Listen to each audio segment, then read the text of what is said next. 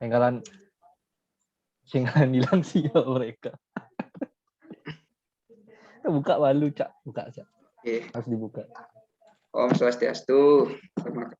Selamat siang ya kalau udah di Bali. Terima kasih banyak yang udah mau hadir, kakak-kakaknya udah mau menemani, dan juga adik-adiknya yang walaupun terkendala sinyal dan tidak jelas foto profil dan juga namanya sudah mau ikut bergabung untuk menerima materi. Nah, jadi Krisorsium yang sekarang, kelas pemberian materi dari Kris ini rutin di tiap minggu dan sekarang memasuki minggu kedua. Kalau minggu sebelumnya kan terkendala karena ada kegiatan organisasi gitu. Nah, rencananya ini akan kami usahakan untuk rutin tiap minggunya. Dan bagi yang tidak bisa hadir, nggak apa-apa, asalkan alasannya jelas. Tapi kalau bisa hadir, usahakan hadir begitu. Nah, kalau yang tidak bisa hadir, nanti kami akan sediakan video recording dari pemberian materinya, beserta juga file presentasi bila ada dari narasumber. Jadi nanti itu dijadikan bekal untuk adik-adik, terutama nanti di saat pencarian ide dan bagaimana mengolah ide tersebut. Gitu. Nah, jadi Kris ada 2 agenda utama. Agenda yang pertama ya ini pemberian materi secara rutin tiap minggunya. Agenda kedua adalah pembinaan dan persiapan lomba. Nah, dari persiapan lomba atau pembinaan lomba itu alurnya akan ada sesi konsultasi untuk ide segala macam. Kemudian ada sedang dibangun website untuk pengajuan usulan ide sampai nanti proses pembinaan, revisi dan lain sebagainya akan terfokus di website tersebutnya. Nanti ketika sudah jadi websitenya akan kami jelaskan bagaimana gininya mekanismenya untuk pengumpulan ide. Kenapa dibikin website biar adik-adik di rumah itu fasilitas lebih gampang, mau gimana, terus mau revisi kayak gimana lebih terpusat biar nggak bingung-bingung amat. Nah, selain website nanti kami akan coba sediakan grup WA.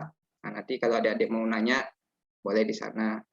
Nanti akan ada mentor-mentornya yang siap, bukan siap sih. Akan ada mentor-mentornya yang di sana dan kalau ada waktu akan dijawab. Intinya seperti itu. Nah, jadi Kak, terima kasih banget kepada 40-an adik-adik yang sudah bersedia hadir. Dan sekarang pemateri utamanya adalah Kak Gede Heri Arumwijaya terkait dengan paradigma penelitian dan juga dasar pencarian ide. Nanti mungkin juga diselingi oleh Kak Gusdar dan Kak Oki kalau memang masih ada waktu. Untuk itu langsung saya berikan kesempatan kepada Komisaris Utama PT XL Axiata untuk memberikan materinya. Silakan. Riki, makasih Kak Wica. Jadi habis ini nanti yang bisa jawab kuis dapat kuota. Canda. Ini Dharma kalau mau off cam nggak apa-apa, kasihan kuotanya ntar habis atau ntar macet ya, nggak apa-apa ya. Jadi adik-adik nggak masalah kalau mau off cam, yang penting menyimak dengan jelas dan Kak harap sih banyak yang nanya ya ntar ya. Kalau yang kakak sharing hari ini tuh materinya sederhana sih, nggak ruwet. Jadi gimana sih cara kalian bisa dapat ide itu sih intinya ya. Oke, izin share. Udah kelihatan ya? Kalau udah kelihatan boleh dong dibalas di chat atau share reaction aja reaction. Siap sudah Kak. Mantap. Nah gitu boleh tuh langsung ngomong kayak gitu boleh juga. Biar nggak sendiri ngomong. Oke, judul materi hari ini strategi mencari ide nomor 3 tidak dapat dielakkan. Jadi ini benar ya, ini nomor 3 tidak dapat dielakkan ya. Nanti kita lihat nomor 3 itu apa sih? Ini ngasal banget sih nomor 3. Kayaknya bukan nomor 3 deh. Ya, tapi itu ya intinya ya. Jadi strategi mencari ide. Tapi sebelumnya mungkin karena requestan materinya perlu paradigma. Paradigma apa ya? Mungkin bisa dijadikan lebih sederhana lagi mindset ya. Tapi walaupun itu nggak sama ya, paradigma sama mindset, tapi asumsi aja sama. Jadi sebenarnya aku pertama pengen sharing dikit paradigma penelitian tuh, cara pandang kalian terhadap penelitian tuh seperti apa. Ini langsung aja, sebenarnya ini bukan intinya tapi ini selingan. Jadi ada namanya konstruktivistik. Nah, ini paradigma yang pertama. Itu tuh percaya bahwa tidak ada kebenaran atau realitas tunggal. Realitas harus ditafsirkan dan setiap penafsiran pasti berbeda. Pendekatan ini kualitatif. Ini maksudnya kalian sebagai peneliti itu nggak ada beneran yang tunggal, nggak ada realitas yang tunggal. Jadi pandangan ini tuh kayak biar kalian sebagai peneliti melihat sesuatu itu mungkin kalian di sekolah ya kebenaran tunggal itu kayak misalkan oh ini pasti jawabannya ini pasti jawabannya ini. Nah di dalam penelitian kalau dalam paradigma konstruktivistik itu kalian jangan berpikir kayak gitu. Nggak ada kebenaran tunggal, ada kebenaran itu bisa banyak hal gitu kayak misalkan ada orang mencuri, benar nggak? Secara moral enggak, karena dia mencuri. Tapi di balik hal itu, kenapa dia mencuri itu misalkan? Dia butuh uang, terus kayak misalkan dia terdesak atau segala macam. Bisa aja dia benar gitu, karena kondisinya dia. Atau dia mencuri karena nggak sengaja. Misalkan dia nggak sengaja nemu gitu barang berharga di jalan, diambil gitu. Kan mencuri juga nggak bilang sama orangnya. Tapi nggak sengaja gitu. Nggak salah juga gitu kan. Nah, itu maksudnya jadi dalam berpikir sebagai peneliti itu nggak ada kebenaran yang tunggal. Jadi bisa aja jawaban A, B, C benar juga semuanya gitu kan. Bisa aja A, B, C, D, E salah juga semuanya gitu. Bisa juga kayak gitu. Jadi itu cara berpikir paradigma yang pertama ya. Kemudian paradigma yang kedua itu positivistik. Percaya bahwa terdapat kebenaran tunggal dari sebuah kejadian atau pandangan. Nah, bisa juga kalian tuh berpikir sebagai positivistik. Ini kebalikan yang tadi sih. Tapi harus diukur dari metode yang terpercaya dan valid. Misalkan kalau kalian di awal tadi berpikir semuanya benar, habis itu, tapi harus ada satu yang benar nih. Gimana caranya? Diukur. Ada metode yang terpercaya, ada metode yang valid untuk mengukur hal tersebut. Itu peneliti.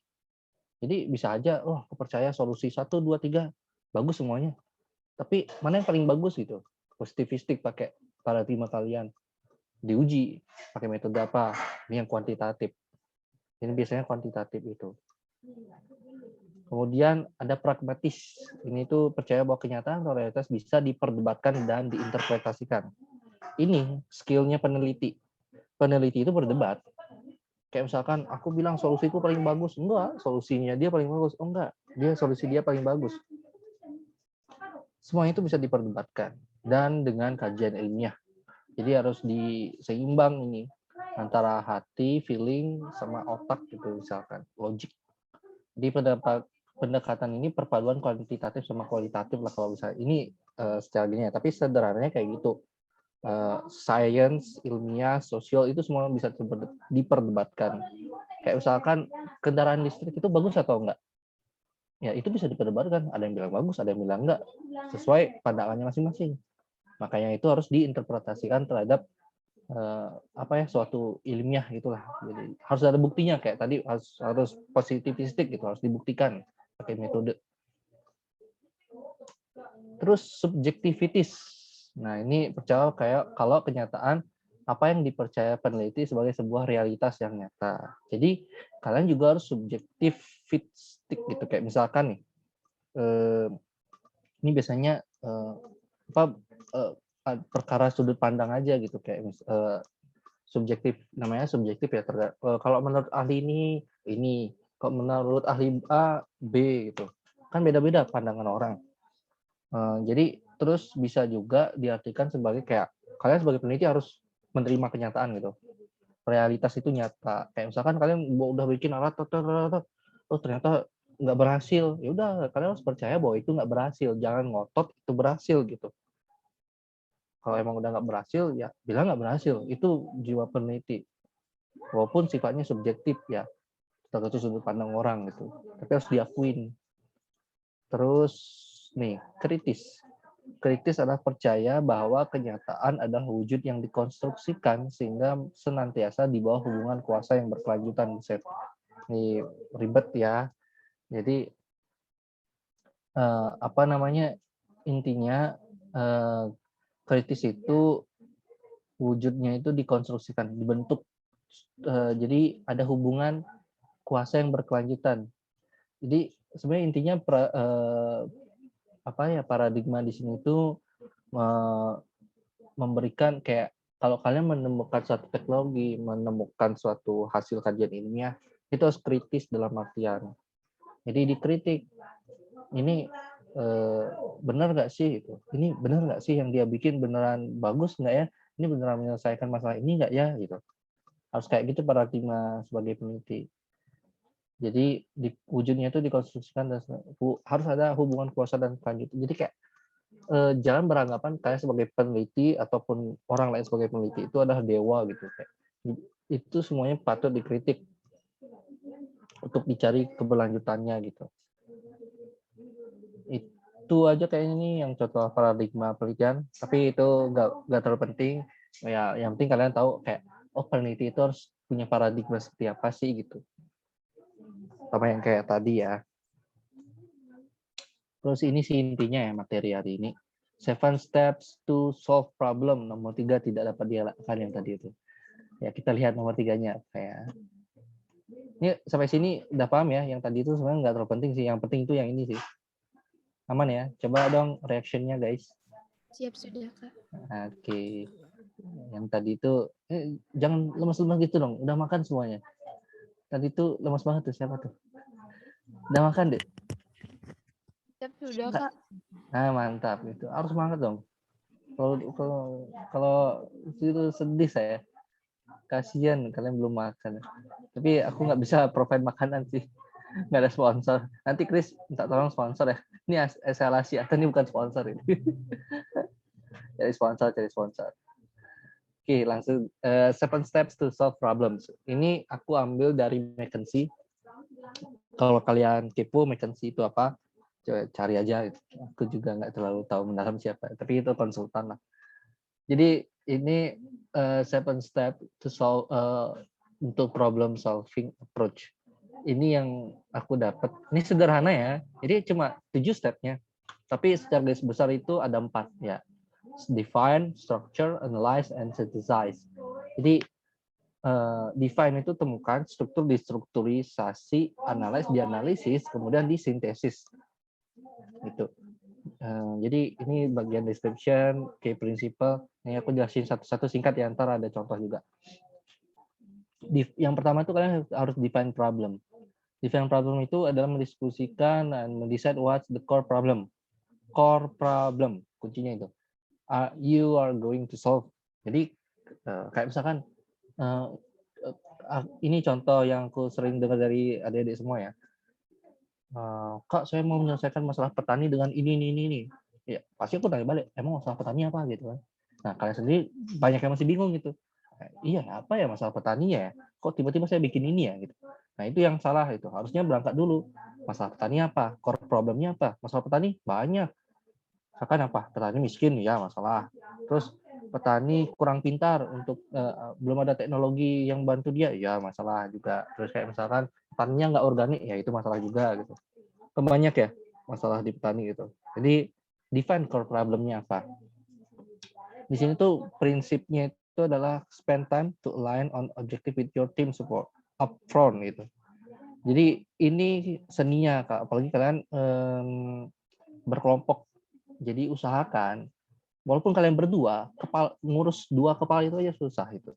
Jadi usahakan kalian berdua itu membagi menyempatkan waktu untuk menyepakati ide apa yang atau bukan ide ya, core problem apa yang ingin diselesaikan itu dulu. Baru ke tahap selanjutnya jangan kayak aku punya ide ini ikut yuk sama aku. Nah, jangan kayak gitu. Kalau emang usahakan kalau dalam 2 orang itu kalian udah punya kayak jiwa kayak aduh kasihan no, aku pengen bantu petani, misalkan petani yang kemarin petani vanili nih, mereka nggak bisa meningkatkan daya jualnya gitu karena produktivitasnya rendah. Iya nih sama, aku juga pengen angkat masalah itu. Nah itu kalian klop itu. Tapi kalau kayak satunya oke, satu yang ngikut-ngikut aja tanpa memberikan insight, itu kayaknya perlu dipikirkan lagi itu. Karena pemilihan tim itu juga cukup penting. Jadi jangan kayak cuma ikut-ikut aja. Jadi kayak pahamin juga masalahnya. Jadi satu tim itu dua-duanya atau berapapun itu harus memahami core problemnya dulu. Baru bisa sejalan terkait idenya. Jadi core problemnya harus, makanya kayak butuh waktu kayak orang pacaran lah, PDKT gitu kan. Ya butuh waktu cuy untuk pendekatan biar hatinya sama aja. Ya pokoknya gitu. Jadi spend time to align on the objective with your team upfront. Oke, habis itu ngapain? Baru structure problem, di breakdown. Core problemnya itu di breakdown jadi part-part kecil gitu. Kayak misalkan masalah petani apa sih gitu kan? Masalah petani dia itu kayak contohnya ya petani vanilinya kurang produktif. Itu core problem, salah satu core problemnya, pertaniannya kurang produktif. Kan bisa aja ada juga petaninya teknik marketingnya salah, terus apa gitu kan, banyak ya ada core problem. Tapi kalian memilih untuk produktivitas tanamannya yang ingin diselesaikan core problemnya. Di breakdown lagi produktivitas tanaman, kayak misalkan apa ya namanya, proses penyerbukan atau proses pemanenan atau apalagi itu di breakdown smaller partnya. Itu habis itu baru prioritas isu. Prioritasnya kalian ingin menyelesaikan yang mana untuk membuat solusi yang lebih efisien. Jadi aku tipe orang ini juga sebenarnya baik ya untuk project apapun sebenarnya, selesaikan isu yang paling prioritas. Jadi solusinya efisien. Jangan berasumsi kalian bisa bikin satu alat untuk semua gitu, kayak one for all gitu. Saya punya alat canggih satu bisa menyelesaikan satu paket masalah vanili. Jangan kayak gitu. Itu dalam artian kurang menarik ya, kayak terlalu banyak solusi ya, terus masalah yang pengen sekali selesaikan apa gitu kan, gak jelas gitu jadinya. Jadi prioritas, target key-nya apa, isunya apa, biar efisien. Karena sebenarnya dari sini kalian udah mulai analisis nih, mana sih problem yang harus diselesaikan. Yang kayak misalkan, kalau saya menyelesaikan problem ini, core problem yang di depan kayak misalkan produktivitas itu selesai gitu. Tapi hanya menyelesaikan satu smaller part atau satu isu yang paling prioritas gitu. Contoh misalkan di vanili kayak kemarin, ya mungkin yang dinilai adalah proses penyerbukannya itu yang paling penting, itu prioritas problemnya. Itu aja yang diselesaikan kan, nggak isi proses panennya juga diurus, proses ininya juga diurus kan, nggak itu, cuma proses penyerbukan gitu kalau nggak salah yang kemarin. Terus itu structure-nya udah dapat, oke, yang diselesaikan apa itu. Selanjutnya baru plan and conduct analyze, find facts or data on multiple aspect that you consider relevant. Jadi find fact, temukan faktanya atau data dari setiap aspek. Kayak misalnya penyerbukan, kumpulin data terkait penyerbukan itu vanili itu. Misalkan oh ternyata dia butuh cahaya sekian, butuh waktu timing kayak gini, terus dia tuh butuh treatment yang kayak gini, terus oh ternyata memang benar penyerbukan itulah masalah yang paling penting, segala macam datanya dikumpulin semua biar kamu yakin bahwa itu adalah prioritas masalahnya dan itu relevan untuk mendukung apa namanya dalam membuat idenya apa sih nanti gitu, bikin apa sih nanti kayak gitu. Dari fakta-fakta itu. Jadi di sini kalian tuh sampai tahap ini kalian nggak mengurung mata, kalian nggak kayak kuda itu matanya cuma lihat ke depan aja, tapi lihatnya menyeluruh sampai ke belakang 360 derajat, kayak jungklang-jungkling kalian melihat masalah itu gitu dari semua sudut. Ya, di sini di apa prinsipnya itu make your own framework. Jadi bikin framework kalian, batasan kalian tuh seberapa gitu. Jadi kan tadi udah mengerucut, tapi yang bagian ini fakta-faktanya itu luas, semuanya dirangkum gitu sebaik-baiknya. Jadi try to be matched, mutually exclusive, collectively exhaustive gitu. Lengkap tapi eksklusif itu. Kan ini udah eksklusif nih, prioritas target gitu. Terus pengumpulan faktanya tapi yang lengkap gitu, komplit gitu. Jadi jelas masalah kalian. Be hypothesis driven when doing the analysis so you do not boil the ocean. Jadi di sini penting juga berhipotesis, guys. Kayak misalkan yang kemarin pasti berhipotesisnya bahwa proses pengawinan yang paling penting. Iya dong. Kalau nggak berhipotesis kayak gitu, pasti bingung kayak, bener nggak ya pengawinan? Apa tanahnya yang harus diolah itu lebih bagus, misalkan pakai pupuk yang bagus, atau memang proses panennya harus lebih bagus gitu. Kan bingung jadinya. Itu yang nggak punya hipotesis, jadi harus punya hipotesis juga. Oh, aku yakin pengawinannya. Kenapa? Nah, ini fakta-faktanya udah kumpul gitu. Nah, jadi istilahnya you do not boil the ocean gitu. Jadi kalian nggak akan apa istilahnya tuh menguapkan boiling, menguapkan air, apa yang sebenarnya ngerodokannya itu. Ocean itu kan laut gitu. Nggak mungkin kalian bisa menguapkan air laut gitu. Pakai apa cuy? Seluas itu gitu loh maksudnya. Jadi be hypothesis driven. Kenapa? Nggak masalah hipotesis kalian aja dulu. Habis itu baru cek fakta. Nah, tapi kalau misalkan, Kak, pas dicek faktanya ternyata bukan itu, Kak. Boleh nggak saya ganti prioritas? Boleh, mundur lagi, 3. Ganti prioritas, mana yang jadinya? Ini, coba kumpulin datanya lagi. Oh benar, Kak, ini Kak. Ini yang solusinya. Ah, itu lebih bagus itu. Itu. Habis itu, baru kita ke generate insight. Di sini, find the implication of your findings for the clients. Discover the so what from your analysis gitu. Terus kayak find faktanya kayak misalkan, oh ternyata pengawinan ini butuh suhu yang tepat, misalkan itu. Terus insight-nya apa? So what gitu. Ya udah, bikin suhu pada saat kawinnya tepat gitu. Terus kayak misalkan, oh proses penyerbukannya harus pakai teknik yang benar. Terus so what? Ya udah, bikin teknik penyerbukan yang tepat kayak gitu. Gampang kan? Dapat nggak pola pikirnya? Gampang sih. Kayak misalkan di sini faktanya ternyata lagi, tanahnya itu harus asam Kak pas kawin. Ya udah, nanti pas kawin bikin tanahnya asam. So what? Ya bikin asam. Sesimpel itu. Ini cara sederhana ya. Dan kalian abis itu bakal dapat idenya. Terus abis dapat insight itu kalian list semua insight-nya sesuai fakta-fakta yang kalian temukan. Terus abis itu baru develop and frame solution, baru bikin frame-nya gitu. Recommend what the client should do to solve the core problem. Terus mereka harus ngapain? Idenya apa gitu sekarang? Frame to using two divided one rule and put buzzword to spice things up. Ya sebenarnya di sini ini sebenarnya agak kebisnis sedikit. Rule ini aku juga ini rule untuk real estate, tapi sesimpel gini aja. Jadi kalau udah kalian dapat generate insight, terus apa dong gitu kan?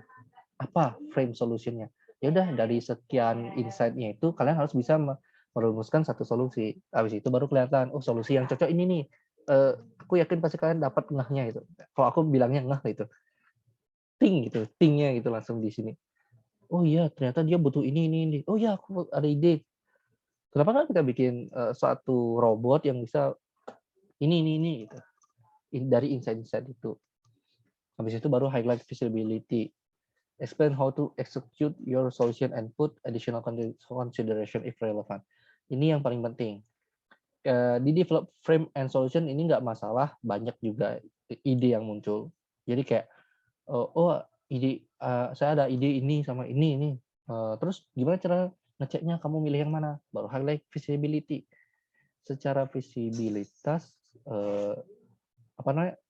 Bagus nggak? Jadi di sini istilahnya do not spend too much effort. Jadi kayak jangan buang-buang waktu gitu, jangan buang-buang kerja keras kalian gitu. Karena nggak semua hal bisa kalian lakukan. Makanya lihat visibilitas kalian sekarang misalkan di rumah nih, udah kayak, akhirnya aku punya ide bikin nanomaterial komposit untuk genteng yang bisa menghasilkan listrik kayak itu misalkan. Lihat visibility-nya. Nanomaterialnya bisa nggak aku beli? Oh mahal ternyata, nggak visible. Terus apalagi, oh ya aku butuh lab nih, tapi aku di rumah, nggak visible. Itu caranya nyeleksi gimana ide tersebut cocok kalian ambil atau enggak. Jadi ini penting juga itu tahap 7. Biar kalian tuh nggak buang-buang waktu kayak, aku udah nulis oh iya ya bahannya mahal, aku kan nggak bisa beli. Ya akhirnya buang-buang waktu, buang-buang tenaga gitu. Jadi harus dipikirkan dari sekarang. Makanya kakaknya kan sering tuh idenya, emang kalian bisa melakukan hal itu gitu. Pasti pertanyaan juga kayak gitu. Itu istilahnya highlight visibility. Jadi harus lihat visibility-nya juga. Ya, jadi itu aja step-nya. Semoga paham. Nah, sebelum pertanyaan, aku kasih contoh dulu. Ya, ini contoh yang aku bikin barusan. Ini baru aja bikin PPT-nya, guys. Jadi maaf kalau kurang. Jadi ini contohnya ya. Contoh Pak Tono. Ya, aku nggak tahu nih nggak saya Pak Tono adalah seorang petambak ikan gurami. Gurami yang punya tambak seluas 2 hektar.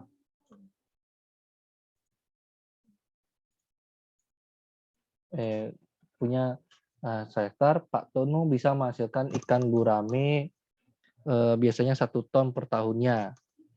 Namun saat ini bahannya mampu menghasilkan paling banyak 500 kg per tahun. Hal ini membuat penghasilan Pak Tono menurun. Masalahnya apa? Produktivitas rendah sehingga penghasilan menurun. Itu masalahnya. Pasti kalian melihat itu masalahnya. Padahal itu hanya surface problem, permukaan. Sekarang kita cari core-nya. Core banget. Define core problem, itu yang pertama ya. Itu tadi bilang penghasilannya turun, bisa produktivitas menurun dan penghasilan menurun. Itu karena apa? Bisa jadi pertama, kondisi air tambak yang tercemar. Nih, aku pakai pointer.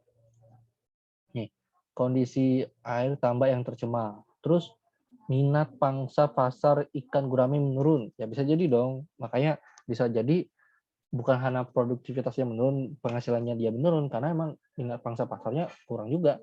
Ya, bisa jadi core problemnya itu gitu kan, pasarnya nggak ada. Terus bisa juga bukan karena lingkungan, bisa jadi karena manusianya, manajemen tambaknya ikannya yang nggak bagus gitu. Si orangnya ini, si petambaknya ini yang nggak bagus gitu. Kayak karena dia terlalu lalai gitu misalkan. Oke, terus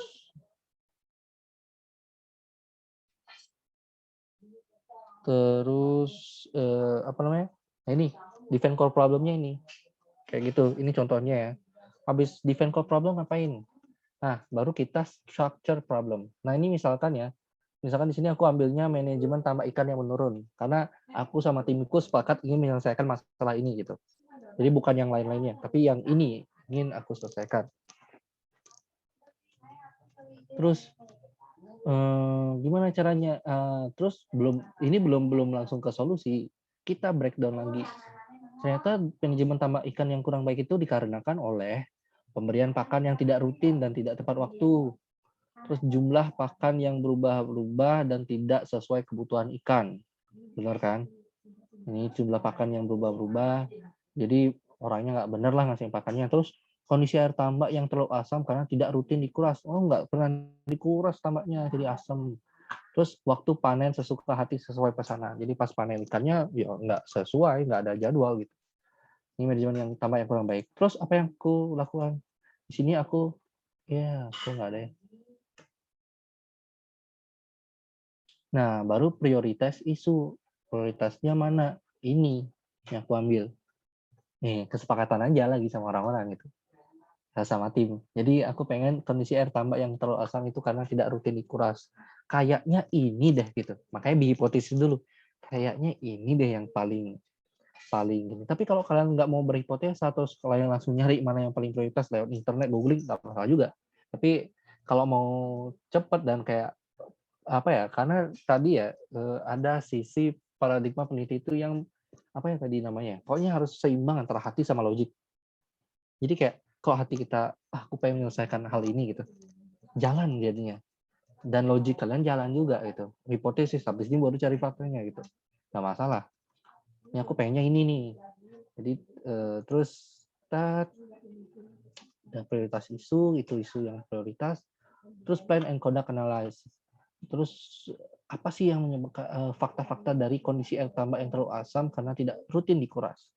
Air asam itu karena kandungan NH3 pada kotoran ikan menumpuk pada dasar tambak. Nah, itu karena kan nggak dikuras ya. Terus 30% tambak ikan gurame tidak menguras tambaknya, itu fakta juga. Kondisi air asam dapat menyebabkan ikan tidak nafsu makan dan menurunkan produktivitas dengan turun. Nah, karena nggak pernah dikuras, terus air jadi asam, jadinya nafsu makan ikan berkurang. Makanya mungkin jadi gara-gara itu si ikan-ikan itu menurun berat badannya, bisa dari 1 ton malah 500 kg jadinya. Terus air asam juga dapat disebabkan karena air hujan dan tidak baiknya sirkulasi oksigen dalam air gitu. Nah, bisa juga karena air hujan yang udah terlalu asam. Terus sirkulasi oksigennya dalam air kurang gitu atau nggak bagus. Nah, terus ini aku maksudnya cuma contoh ya, bukan asli ya. Jangan ingin jadikan ide. Jadi langsung lihat dulu. Ini cuma contoh nih, aku nggak asal aja sih. Setaunya aku aja gitu. Terus habis plan and ini kan analisis kalian nih, data-data fakta yang kalian punya. Terus apa? Ini bisa jadi storyline kalian juga kok nanti pada saat bikin latar belakang atau apa. Terus tahap kelima apain? Generate insight. Habis itu so what gitu. Dari kayak misalkan ya udah air asam karena kandungan NH3 pada klorat ikan menumpuk pada dasar tambak gitu. Ya udah so what? Kurangi kadar NH3-nya. Nah, penambak gulamin tidak menguras tambaknya. Ya udah, lakukan pengurasan rutin. Kondisi air asam tepat menyebabkan ikan tidak nafsu makan. Buat ikan bisa nafsu makan. Lalu, terus apa lagi? Buat sirkulasi oksigen yang baik, kurangi air hujan di tambak, ya kan? So what-nya gitu dong. Solusinya ini gitu kan. Ya kan? Benar kan? Terus apa lagi? Nah, coba dijawab dalam hati aja. Nggak usah disebutin. So what gitu. Jadi ini so what-nya. Ini caranya mengenerate insight. Jadi kayak misalkan kalau ada yang nanya, kenapa kamu memilih untuk mengurangi kadar NH3? Ya udah balik lagi, karena air asam yang mengandung NH3 itu menumpuk pada dasar tambak karena mereka tidak rajin mengurasnya. Jadi dibalik ceritanya, kalau misalkan, jadi kuat kokoh gitu loh solusi kalian nanti ini. Kenapa bisa jadi kurangi kadar NH3 gitu. Nah itu generate insight. Habis itu baru develop frame solutions. Baru solusinya apa nih? Nah, kalau aku pribadi langsung kepikiran, oh iya ya, kita bikin teknologi nanomaterial untuk menetralkan kondisi air tambak. Selain itu, ada juga ide lain, teknologi otomasi sirkulasi oksigen dan pembersih tambak itu misalkan. Nah, ini kan menyelesaikan masalah ini, mengandung insight yang ini, kurang kadar NH3, bisa bikin ikan nafsu makan, terus mengurangi air hujan ditambah gitu kan. Selesai gitu, walaupun tetap ada air hujan ditambah, tapi kan airnya tetap dinetralkan gitu dengan nanomaterial misalkan. Terus teknologi otomatisasi sirkulasi oksigen dan pembersih tambak itu kan menyelesaikan bisa karena otomatis bisa menguras rutin, bikin ikan juga nafsu makan, terus sirkulasi oksigennya juga otomatis gitu. Ini solusinya. Terus gimana dong selanjutnya? Baru kita cek visibility-nya. Ternyata teknologi nanomaterial ada bahan ya udah highlight visibility, secara bahan ada kok jenis yang bisa digunakan untuk solusi itu, namanya grafin, terus ada nanokomposit, tapi biayanya mahal, terus nggak bisa buat di lab, jadi kurang lah solusi itu. Terus coba deh cek solusi lagi satu, teknologi otomasi. Oh kita cek, oh bisa nih dibuat dengan pompa sederhana, oh bisa nih pakai Arduino aja bisa kok bikinnya gitu. Terus oh iya, kerangka dari bahan murah dan bekas pun bisa juga. Oh, terus bisa DIY sendiri gitu. Jadi pilih yang mana dong? Masa yang material nggak mungkin dong. Pasti pilihnya yang otomasi gitu. Kan dapat deh idenya. Jadi kayak kalau ditanya, kenapa kalian idenya ini? Ya udah ceritain ulang dari awal. Gitu. Simple kan? Ini sejam, jangan deh sejam, seharian aja. Kamu berdua ini Zoom meeting atau teleponan sambil ora-ore gitu. Ini apa sih masalahnya gitu. Itu cara bikin ide. Jangan bikin ide itu cuma baca itu adalah dasar. Tapi kalau mau bikin ide harus ngomong, nulis, diskusi, brainstorm kayak gitu. Jangan cuma aku ada ide ini yuk. Dapat dari mana? Dari merenung tadi. Nah, itu sebenarnya nggak tahu sih. Tapi kecuali memang sebelumnya udah ada percakapan, udah ada brainstorming, baru merenung, baru mikirin ide yang di antara dua ini, ya bisa jadi. Tapi kalau caranya tiba-tiba, aku dapat ide tiba-tiba gitu, habis baca ini, jangan kayak gitu. Kalau aku pribadi menyalahkan step-stepnya kayak tadi. Itu bukan step-step yang susah. Bener deh, itu nggak susah. Kalau kalian lihat dari yang tadi itu. Jadi pun aku juga pakai apa ya yang aku pikirin tadi baru aja gitu. Baru banget nih selesai PPT. Ya, jadi selesai nih. Udah. Jadi dapatlah idenya teknologi otomasi sirkulasi oksigen dan pembersih tambak. Nah, kayak gitu. Nah, ini juga key takeaways from this session. Jadi ini yang harus kalian ambil. Be resilient and do not give up after few losses. Di seberapa banyak pun kalian kalah atau gagal, harus tetap bangkit. Start by defining a smart problem statement. Harus smart gitu problem statement. Aku lupa kepanjangannya. Coba deh cari kepanjangan smart problem statement. Terus BMIS yang tadi ya, inklusif tapi lengkap. Terus when breaking down the problem statement into its components, focus in influential and actionable issues. Jadi kayak itu yang tadi berpengaruh. So prioritasnya itu yang berpengaruh, yang paling prioritas. Terus actionable issues itu yang bisa dilaksanakan. Do not boil the ocean. Itu yang tadi ya, do not boil the ocean. Terus tailor tools and frameworks to suit units. Jadi pilih tools dan framework yang tepat. Yang tadi visibility-nya harus dicek. Terus find the so what and make completing storyline or framing. Jadi kayak so what-nya itu juga harus dilatih sih, kayak so what gitu, habis ketemu masalahnya so what gitu. Itu yang harus ini jelas. Itu aja sih kalau dari aku. Thank you.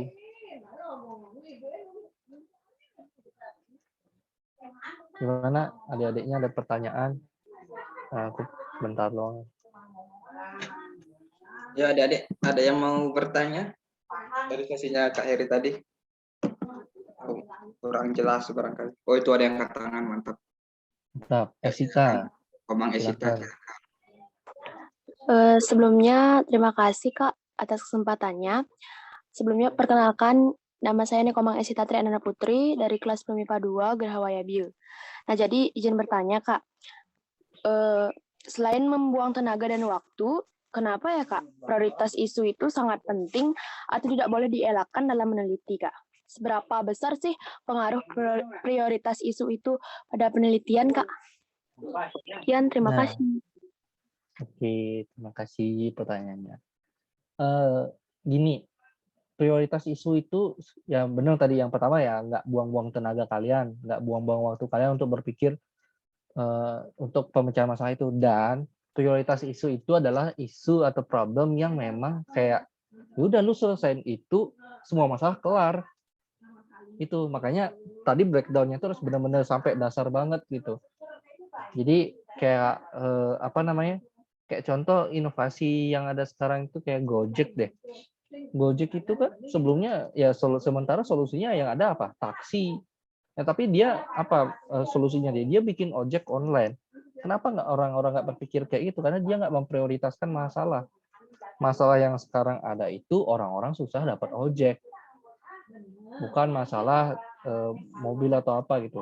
Jadi itu yang jadi apa ya? Jadi prioritas isu itu emang harus prioritas. Sama deh kayak kalian nih. Menghadapi suatu masalah tugas nih, ada 3 tugas. Satu dikumpul hari ini, yang ini dikumpul besok, ya ini minggu depan. Mana yang kalian kerjakan? Pasti yang prioritas dong yang dikumpul hari ini kan, karena itu menyelesaikan masalah kalian itu. Masa kalian kerjain yang masih minggu depan, yang bulan depan gitu? Karena itu bukan prioritas. Nah, dalam memilih problem itu juga kayak gitu. Jangan sampai kalian memilih problem yang kayak itu bukan bukannya nggak boleh ya, tapi dalam artian itu pasti kelihatan kok mana prioritas, mana enggak, mana yang harus diselesaikan, mana yang enggak gitu. Ya, kalau di masa tambak kayak misalkan prioritasnya cuma apa ya, yang bukan prioritas tadi. Apa ya, yang tadi itu apa ya, yang bukan prioritas. Lupa deh jadinya. Yang bukan prioritas sekarang yang nggak terlalu berpengaruh. Misalkan, ini contoh ya, misalkan yang nggak terlalu berpengaruh adalah apa namanya, petambaknya itu harus punya istri yang cantik. Nah itu kan bukan pengaruh, itu bukan masalah yang prioritas itu. Karena dia butuh istri gitu. Tapi dia ini itu kan bukan prioritas, tapi prioritasnya itu adalah masalah-masalah yang ada sekarang. Jadi apa ya? Penting banget kalian mengetahui dari suatu masalah itu mana yang prioritas, mana yang belum itu. Jadi nggak ada yang nggak prioritas ya, tapi memang belum aja gitu. Belum jadi prioritas untuk sekarang. Makanya kalau kalian lihat judul-judul yang lolos, Kopsi, Fiksi, itu kan dia ngangkat isu-isu prioritas. Ya sekarang istilahnya kalau di dunia bisnis tren, yang lagi ngetren apa itu. Semoga menjawab ya. Ya, terima kasih, Kak. Oke.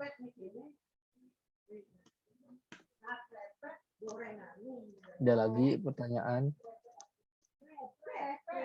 Ini jangan tanya terus disimak aja ya, diterapin nanti.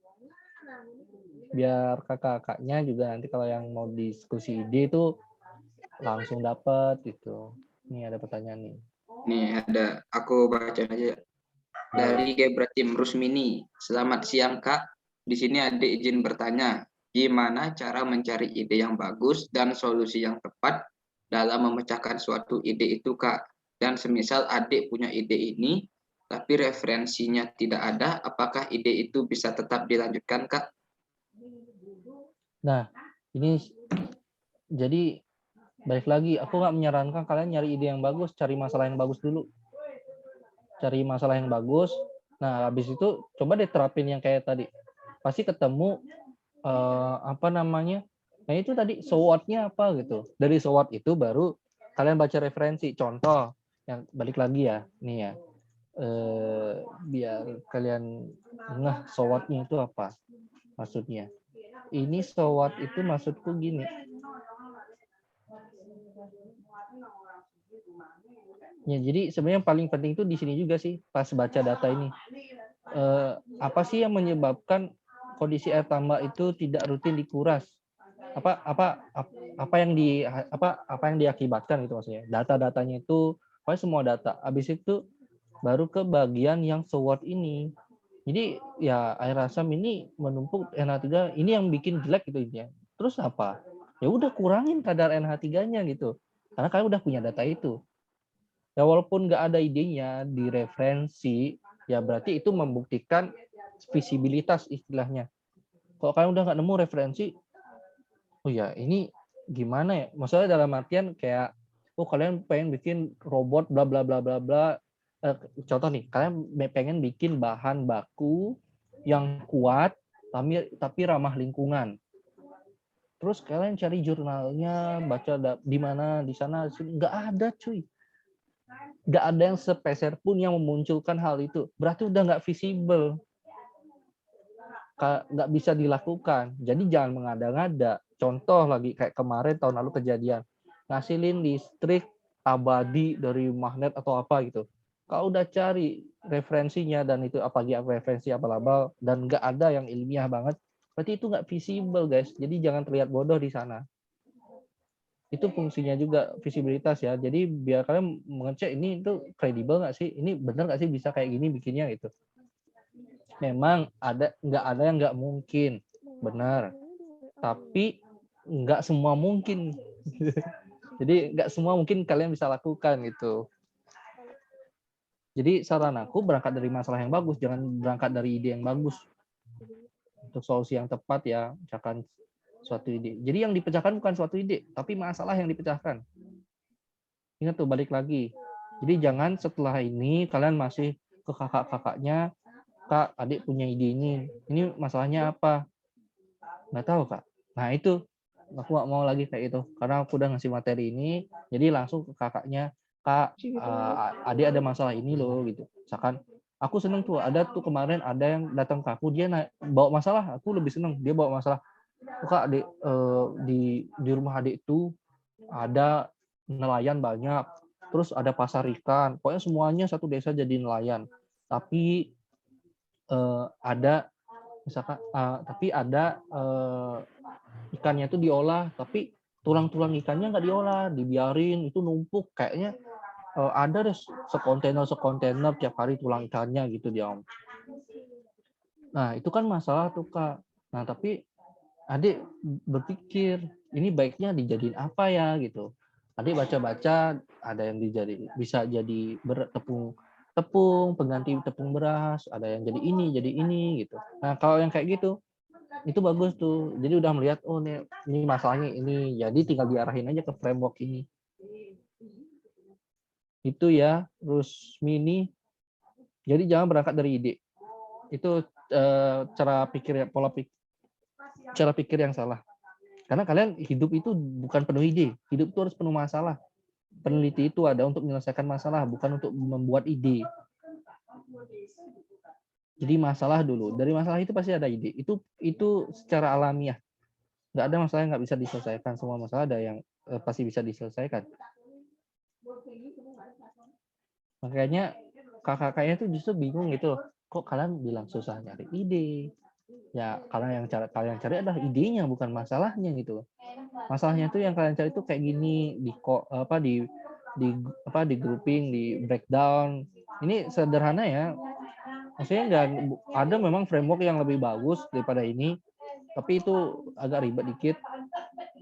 Ini udah sederhana banget loh. Ini Kak ajarin caranya dapat ide, akhirnya bisa ketemu ini dari awalnya Pak Tono gitu. Storyline-nya harus jelas kayak gini. Itu ya, Rusmini semoga paham. Kalau ditanya referensinya nggak ada, ya berarti harus dipikirkan lagi sih itu. Berarti itu visible nggak sih gitu? Logik nggak gitu? Kalau udah referensi aja nggak ada secara ilmiah gitu kan? Emang kalian nyiptain apa sih bom fusion nuklir gitu sampai nggak ada referensinya gitu? Nah, kayak gitu aja logikanya guys. Kalau udah apa ya? Dunia ini udah globalisasi. Jadi apapun yang kalian pikirkan, apapun yang kalian idekan, di luar itu udah ada dasarnya ya, bukan persis kayak misalkan yang itu kemarin apa yang si Ari Budiani sama Sucahya ya, aku pakai contohnya. Dia emang idenya baru? Enggak, udah ada kok yang memikirkan gimana caranya biar panen vanil itu tuh bagus ya, sesuai misalkan warnanya ada, terus atau misalkan ada kondisi daunnya kayak gimana ada, tapi belum berbentuk teknologi kayak gitu doang. Jadi nggak harus persis.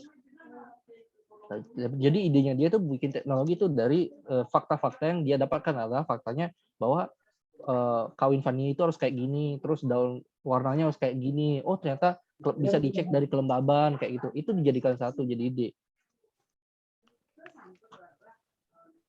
Itu semoga terjawab ya Rusmini. Siap Kak, terima kasih Kak. Oke, saya Juni. Izin bertanya Kak, berarti maksud Kakak kalau ada masalah namun referensinya nggak ada, itu berarti kurang efektif? Nah, ya. Bukan kurang efektif. Nggak mungkin nggak ada referensinya. Kalian jangan asal ngomong. Jadi gini guys, ada masalah, namun referensinya nggak ada. Nggak mungkin nggak ada. Referensi itu menurut aku bisa jadi referensi langsung ataupun referensi sekunder. Contoh, ya misalkan masalah vanili itu ternyata nggak ada yang nulis di internet, ya udah coba datangin petani vanili, beneran nggak ada masalahnya gitu. Bisa juga kayak gitu, kalian kaji data-data fakta-fakta yang tadi, bisa juga kok itu. Jadi nggak harus referensi dari internet pun itu, tapi harus kredibel juga ya. Kalian nanyanya sama petani vanili gitu, jangan nanya masalah vanili ke petani cabai gitu kan, nggak nyambung, pasti melempas gitu. Ini bukan kurang efektif. Yang tadi itu bukan masalah efektif atau enggak ya. Ini yang aku sharing itu teknik buat gimana sih caranya biar kalian dapat ide itu gitu loh. Jadi yang nggak ada referensinya tuh maksudnya yang tadi visibility-nya tadi itu kan maksudnya. Bukannya kurang efektif, visibility itu mungkin enggak gitu. Kalian membuat hal itu gitu. Karena kan ya jangan berasumsi jangan mengada-ngada lah gitu. Kalian tuh kalau masuk ke dunia ilmiah itu jangan mengada-ngada. Jangan menghayal boleh, tapi habis itu diciptakan gitu. Jangan kayak aku mau bikin ini, ternyata nggak bisa dibikin. Jangan kayak gitu. Harus realistis. Ingat tuh tadi paradigma peneliti itu semuanya harus realistis.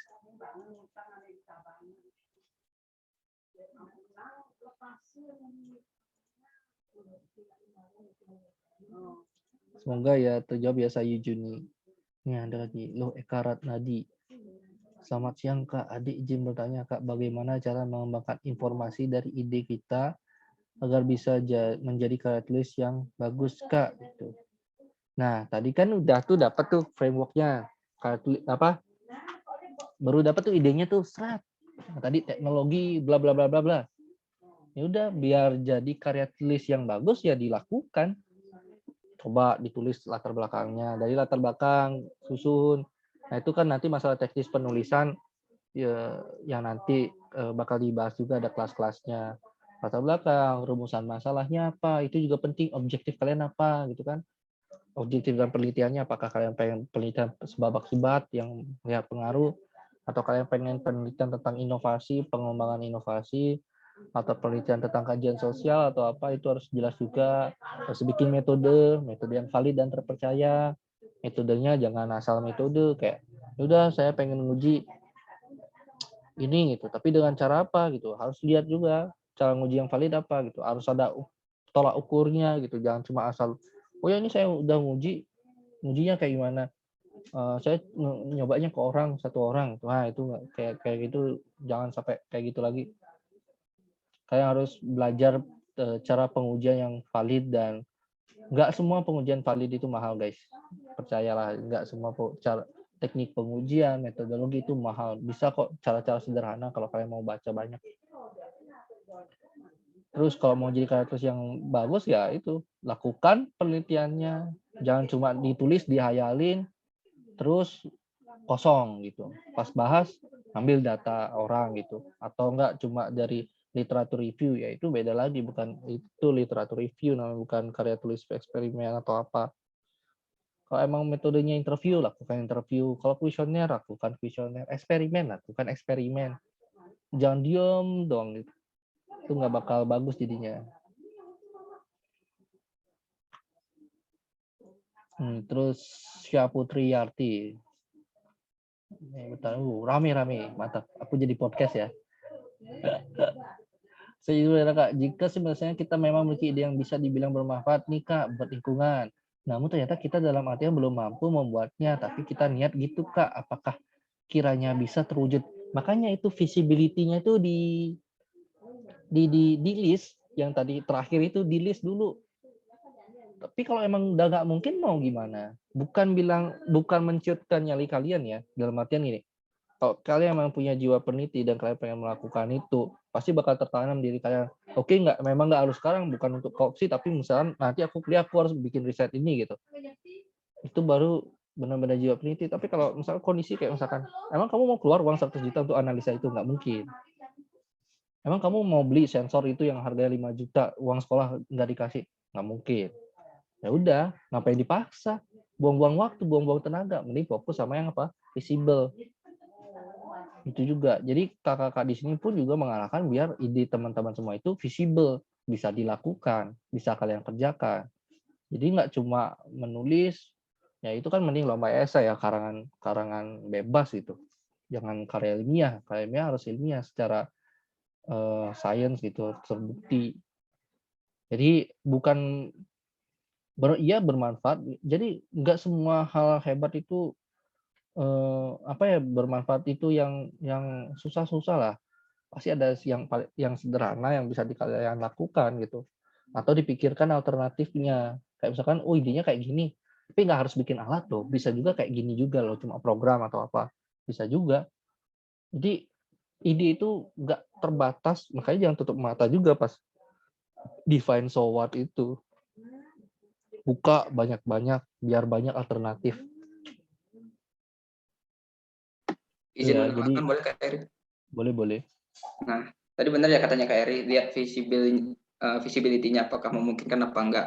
Tapi kalau memang benar-benar tidak memungkinkan untuk dilakukan eksperimen atau dibuat secara nyata, itu ada beberapa metode yang bisa dilakukan. Tapi itu memang penelitiannya advance sih. Misalkan pakai metode in silico, kalau memang in vivo dan in vitro itu nggak bisa. Jadi barangkali bisa pakai simulasi komputer. Jadi misalkan adik-adik kepengen melihat bagaimana perubahan virus itu ketika diberikan perlakuan tertentu. Nah, kalau memang virus itu susah didapat atau mungkin berbahaya untuk dilakukan eksperimen secara langsung, adik-adik bisa pakai simulasi komputer untuk mendemonstrasikannya. Tapi memang tetap harus menggunakan kaedah-kaedah ilmiah yang berlaku. Dan barangkali kalau adik-adik benar-benar tidak bisa membuat, misalkan pengen membuat sesuatu yang besar, tapi memang secara dana nggak bisa, ya udah bikin prototipenya secara sederhana. Nah itulah kenapa dan prototipe ini kayaknya yang banyak disalahartikan sama adik-adik di sekolah kita ya. Jadi prototipe itu di sekolah ini aku rasanya diartikan sebagai barang yang udah jadi gitu, teknologi yang sudah jadi, prototipe alat ini, prototipe alat itu, seolah-olah itu udah jadi. Padahal sebenarnya prototipe itu adalah gambaran awal atau bentuk awal dari sesuatu teknologi yang memang belum siap untuk digunakan Asalkan. secara luas, dioperasionalkan. Nah, jadi misalkan boleh aja, jadi gambaran besarnya gede banget atau banyak fungsinya, tapi ketika adik-adik baru bisa bikin prototipe dari bentuknya yang lebih kecil, skalanya atau pengukurannya yang kurang akurat segala macam, itu bisa dalam bentuk prototipe. Jadi tergantung lagi, balik lagi ke masalahnya apa, idenya apa, dan apakah visible apa enggak, dan kalau nggak visible ya coba carikan cara agar visible. Nah, kalau emang benar-benar enggak, ya udah cari yang lain. Itu aja Kak, makasih. Oke, thank you Wicca. Nah itu juga salah satu bentuk ngelis visibility. Jadi visibility itu bukan hanya sekadar kayak gini ya. Makanya tadi itu pakai Arduino bisa dibikin. Atau enggak, kan itu sebenarnya bentuknya prototipe, nggak langsung alat gede kan gitu. Tapi kalau kayak nanomaterial yang kayak gitu kan bisa juga sih pakai aplikasi. Tapi aplikasinya ada nggak untuk simulasi itu? Kalau nggak ada ya udah. Tapi kalau misalnya kayak tadi simulasi-simulasi itu benar juga. Tapi asal kalian nggak overclaim. Kalau kalian emang simulasi ya bilang simulasi. Jangan bilang, saya bikin teknologi ini. Padahal cuma simulasi gitu. Itu yang kadang aku nggak terlalu suka dalam dunia penelitian jika ada orang-orang yang overclaim padahal dia nggak bikin apa-apa. Terus itu benar juga tuh simulasi, terus prototipe itu bisa juga. Jadi nggak makanya itu secara visibilitas harus jelas dulu. Bentuknya nanti prototipe aja nih gitu. Nanti bentuknya kita simulasi aja. Itu bukan berarti karya kalian jelek, belum tentu. Tapi kalau misalkan hasil simulasi kalian bagus kan bisa jadi insight orang yang mampu melaksanakannya itu membuatnya itu dari hasil simulasi kalian gitu. Itu bisa juga. Terus ini apa nih? Izin bertanya Kak, misalkan kalau udah dapat ide terus tahap selanjutnya gimana lagi ya Kak? Ya udah yang aku bilang tadi, lakukan penelitiannya. Bikin tuh karya tulisnya dulu. Biasanya sih di proposal dulu bab 1 sampai bab 3. Jadi kalau udah dapat idenya, mulai deh baca banyak-banyak referensi terkait ide tersebut. Habis itu coba nulis, jangan dibaca aja, coba tulis. Terus selamat siang Kak, semisal kita udah dapat masalahnya namun permasalahan tersebut udah diangkat oleh orang lain, jadi apakah boleh proses itu? Nggak masalah, belum tentu solusi orang itu lebih bagus gitu kan. Jadi makanya ada kalau dibikin latar belakang itu kan kalian memang bagusnya itu bukan hanya menampilkan masalah, tapi kayak solusi apa aja sih yang udah ditampilkan oleh orang lain gitu. Solusi apa aja sih yang udah dilakukan gitu. Ternyata apa kekurangannya. Nah, itu bisa jadi tolak ukur kalian membandingkan ide kalian dengan si pemilik ide tersebut gitu. Mereka masih punya celah nih bagian ini, ideku masih lebih bagus nih. Ya udah nggak apa-apa, itu bisa lebih bagus lagi. Itu. Jadi jangan berpikir masalah kalian itu adalah wah, ini masalah ini saya hebat nih menemukan masalah, saya menemukan ide ini. Ya, udah banyak orang yang berpikir seperti itu. Jadi selalu down to earth aja. Kalau jadi peneliti jangan ngagu lah gitu. Karena udah banyak, sama kayak Thomas Alva Edison. Dia menemukan lampu. Enggak cuy, penemu lampu bukan dia. Dia yang pertama kali mematenkan, itu yang paling tepat. Thomas Alva Edison itu yang pertama kali mematenkan, dan mungkin ceritanya dia yang keren gitu ya. Dia nyoba sampai 1000 kali gitu. Padahal ada orang yang cuma nyoba beberapa belas kali itu dan dia menemukan lampu pijar. Tapi karena zaman dulu belum globalisasi, penyebaran informasi itu sangat lambat, hanya berupa media cetak gitu kan, paten segala macam, publish itu, ya akhirnya Thomas Alva Edison yang berhasil mengklaim duluan. Gitu. Jadi jangan kayak pasti pernah loh, kalian pasti pernah pada saat kayak, ini pada aku pikirin loh ide ini, kok udah dia yang duluan gini ya? Apa nggak mungkin lah dia nyontek orang? Semua ini pasti udah kepikiran sama-sama, apalagi kalian sumbernya masih sama, global. Jadi nggak harus nyari ide baru lagi, kecuali kalian itu ada masalah, terus ide kalian sama persis gitu. Nah itu salah. Ya coba jangan masalahnya yang cari lagi, nggak masalah kalau memang niat masih di masalah itu, kayak tadi alternatif visibility-nya kayak gimana, alternatif solusinya kayak apa aja. Makanya itu brainstorming itu lamain. Ngobrol sama teman, jangan diem aja. Ini from Bintang. X51 to me, direct message. Izin Kak, adik kan ada ide untuk mengatasi masalah sapi berak darah. Wah, sapi berak darah bisa juga ya. Tapi dengan masalah seperti itu, adik susah untuk menemukan efficient solution-nya, Kak. Apa yang harus dilakukan untuk mengatasi masalah itu? Bagaimana itu, Kak? Mungkin tadi kalau di breakdown kayak tadi, berarti kamu udah di tahapan si penemuan ini ya, prioritas isunya itu. Terus, nah dari nggak bisa jadi itu digambarkan sebagai core problem juga. Habis itu diturunkan lagi di structure problem. Apa sih yang menyebabkan sapi berak darah? Misalkan, contoh, ini aku nggak tahu ya, mungkin yang paham persapian, nah, nanti diskusi sama anak Wicca aja. Aku tuh mungkin mikirnya kayak gini, bisa jadi, mungkin nggak ya karena dia salah makan, gitu. Jadi makanannya yang diatur. Mungkin nggak ya dia karena kondisi lingkungannya yang kurang sehat. Nah ini asumsi aku aja ya, nggak tahu pun. Mungkin nggak ya karena dia itu ada kelainan genetik atau apalah gitu. Makanya dia punya penyakit itu. Nah, yang mungkin itu core problem yang harus kalian selesaikan. Coba turunin lagi. Itu habis itu baru bisa dapat efficient solution-nya. Baru di sana cek-cek, baru kumpulin data. Mana sih yang paling prioritas dan yang kayak faktanya itu gitu. Tuh ternyata yang paling menyebabkan sapi berak darah karena konsumsinya dia kebanyakan protein gitu misalkan. Oh berarti solusi kalian bisa aja pertama misalkan bikin obat biar sapinya nggak kebanyakan protein. Kedua misalkan bisa bikin pakan ternak yang inovatif yang rendah protein kayak itu. Bisa aja kayak gitu contoh ya. Jadi usahakan breakdown guys, jangan masalah permukaan. Jadi di breakdown. Kayak misalkan apa namanya? Kayak contoh deh yang misalkan sapi gila gitu, yang ini sapi gila. Apa sih yang menyebabkan sapi gila? Misalkan, oh, jadi aku agak gini sih, agak malas kalau misalkan idenya cuma mendeteksi, monitoring, mendeteksi gitu. Nggak menyelesaikan masalah sih itu guys, BTW. Nggak terlalu ya.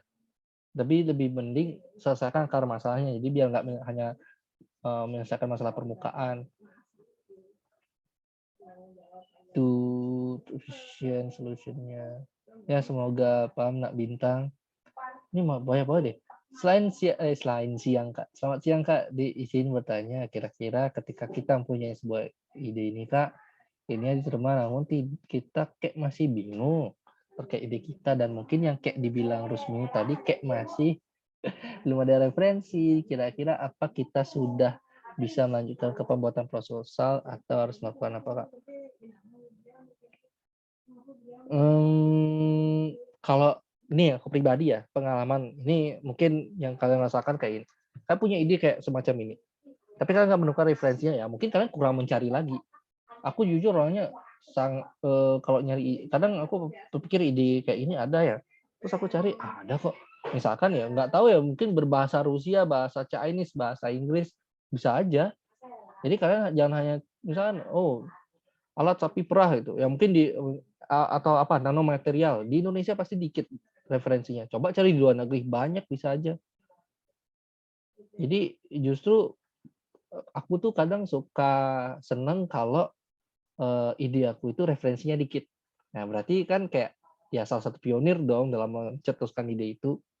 Jadi berpikir positif juga kayak gitu, jadi coba cari di referensi lain. Masa sampai nggak ada sih? Nah ini yang orang-orang kayak ini coba kumpulin idenya Wicca. Kita coba konsultasiin sama kakak-kakak yang lain. Apa benar mereka nggak ada referensinya? Aku pengen coba tes. Masa sampai nggak ada? Nah, mungkin kecil kemungkinan nggak ada. Kecuali yang kayak aku bilang, kalian pengen penelitian tentang alien apa yang kalian sebut itu menghayal nggak ada. Ya itu pasti bisa aja nggak ada gitu. Tapi kalau kayaknya masih di ranah sains atau sosial pasti ada aja. Izin bertanya kembali Kak, menyambung pertanyaan sebelumnya Kak. Tapi adik dengar nggak harus buat alat. Tapi cenderung beberapa juri dalam lomba itu pasti tertarik dengan, oh enggak, kata siapa. Nggak semua, guys. jadi bukan lupakan ya, apa ya, jadi ada riset itu bukan harus alat cuy, justru riset itu bukan alat. Intinya kalian mau memecahkan masalahnya. Kayak tadi nanomaterial itu bukan alat juga. Terus kayak misalkan yang di sosial, emang yang sosial bikin alat? Nggak harus kok. Jadi, apa namanya, yang penting itu masalah kalian itu define problem-nya itu jelas, kayak tadi aku bilang. Jadi nggak hanya sekadar, apa namanya, "Oh iya Kak, tadi sapi berak, darah itu masalahnya." Ya, itu bukan masalah utama menurut aku. Pasti ada yang menyebabkan hal itu. Nah, itu yang harus diselesaikan gitu. Bukan menyelesaikan sapi berak darahnya, tapi cari tahu apa yang menyebabkan dia bisa berak darah si sapinya. Terus nah itu jadi kalau aku ya sebagai peneliti atau ikut lomba ya, aku nggak pernah mikirin, juri sukanya ini. Nah, aku bodo amat, aku kerjain aja apa yang aku suka. Apa yang kalian pengen selesaikan masalahnya itu dulu. Kalau kalian udah dari awal memikirkan, tapi juri sukanya ini gitu. Ya, tapi kalian nggak bisa bikin alat, mau gimana? Bukan nggak bisa, dalam artian kalian nggak passion di sana, nggak terlalu suka, terus juga nggak bisa gitu kan. Ya, ngapain gitu? Kayak kayak misalkan aku, lomba penelitian, ternyata jurinya suka tentang sosial. Aku nggak bisa di sana, ngapain gitu. Jadi kayak apa namanya, masih banyak kok. Yang kemarin aja itu apa yang namanya, dia penelitian tuh yang itu loh, grup WA reseller sama FB marketplace. Itu bikin alat? Enggak, itu sederhana banget analisisnya cuy, dapat medali. Kalau kalian mau contoh. Itu bisa. Kenapa enggak? Karena dia pendefine masalahnya tuh jelas dan tren ada, data ada. Tuh. Terus buset lagi. Isi bertanya kembali Kak, adik memiliki masalah di rumah yaitu sering kekurangan air. Nah, di rumah nenek sering nampung air hujan untuk Kak di sana adik masih bimbang bagaimana cara menghasilkan air yang bersih dengan air hujan untuk sehari-hari. Baca. Aku nggak mau ngasih tahu. Baca. Ada, baca. Aku bisa bilang ada karena aku pernah baca. Coba kamu baca. Cari gimana cara mengolah air hujan menjadi air bersih. Kalian tuh apa ya? Kadang kayaknya memang literasi digital tuh penting sih untuk saat ini. Jadi kalian tuh pakai Google itu nggak ngasal ngetik keywordnya. Jadi ada teknik biar cari keyword yang benar itu. Jadi kalian ketemu solusi-solusi yang benar. Coba baca di Google Scholar. Kalau emang kalian pengen solusi langsung yang ilmiah, Google Scholar. Jangan nonton YouTube. Itu banyak tipu. Sekarang aja tuh banyak penipuan. Binary option. Nah itu kan. Ya, kayak gitu. Kalian main percaya-percaya aja kan. Ya berarti siapa yang salah juga. Aku nggak bisa nyalahin pihak afiliatornya juga. Ya kitanya juga sih. Main percaya aja. Nggak ada proses penelaahan. Itu ya. Dia Fiska baca. Aku pribadi sangat kalau ke aku nggak bakal ngasih ide. Jadi kalau kalian ngasih masalah ya paling aku kayak tadi, kayak proses tadi aku menggiring kalian buat baca, coba cari ini nih, coba cari ini nih, pasti gitu. Akhirnya kalian ketemu ide sendiri. Banyak kok yang udah akhirnya kayak gitu. Niluh Juli Astini, selamat siang Kak. Izin bertanya tentang referensi. Misalnya adik kan sudah menemukan masalah namun belum terlalu bagus. Nggak ada masalah yang bagus guys, semua masalah buruk guys. Misal ini udah ulang gitu. Namun bingung Kak mau memanfaatkan untuk apa, mau didaur ulang jadi apa. Saat adik jadi Google Scholar kebetulan beda sama yang adik pikirkan, tapi adik pemanfaatannya ada di YouTube Kak. Adik juga mencari kandungan di kandungan. Nah ini kalian tuh harus itu hati kalian tadi tuh harus teguh guys. Kayak dari banyak baca itu pasti kalian dapat klik. Maksudnya sih nggak pernah klik gitu. Berarti kalian kurang baca. Jujur deh kalau selama aku tuh aku pun dulu pas penelitian itu kayak nyari ide itu bisa sebulan 2 bulan baru ketemu kan. Tapi tiap hari terus baca dulu. Baca kayak wah iya ini nih gitu. Sampai kayak gitu tuh kayak ini nih solusi yang emang makanya ada juga yang kayak rasanya terus main jadi bukan logik aja kayak aku suka ini terus baca bisa nih itu jadi gamblang langsung kayak ini ide aku jadi nggak bisa cuma ini sih tapi ya itu pentingnya mentor ya jadi mungkin Juli sana aku coba discuss ke mentor baiknya gimana, mana solusi yang bisa dibentuk, siapa tahu mentor ada saran gitu. Gitu sih. Jadi makanya ini pentingnya nggak berkutat sendiri sih. Jadi kayak kalau yang kayak tadi itu framework yang aku ajarin tadi itu nggak bisa dikerjain sendiri sih. Harus bertim. Ada proses brainstormingnya. Jadi nulis-nulisnya tuh solusi-solusinya tuh bareng-bareng, nggak cuma sendiri.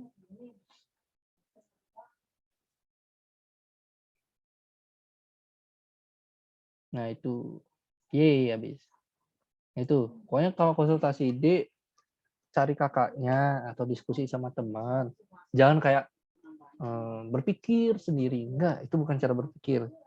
Itu bengong, merenung, itu meratapi namanya. Jadi gitu ya. Ada lagi nggak pertanyaan nih?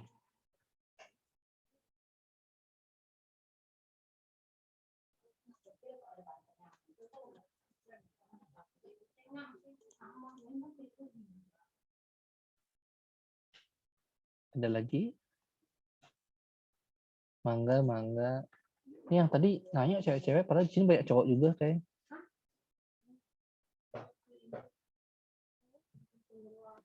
Bintang doang yang cowok tadi kayaknya nanya. Oh iya, bintang cowok ya? Aku pikir bintang cewek. Ya, materiku gitu.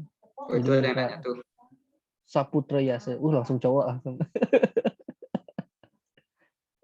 Jadi gini Kak, adik belum menemukan referensi tentang adik. Cara mencari referensi itu gimana ya? Kak, adik belum terlalu paham. Nah, ini sekalian aku sharing dikit ya. Biar kalian lebih asik gitu loh. Jadi lomba penelitian biar penelitian cuy.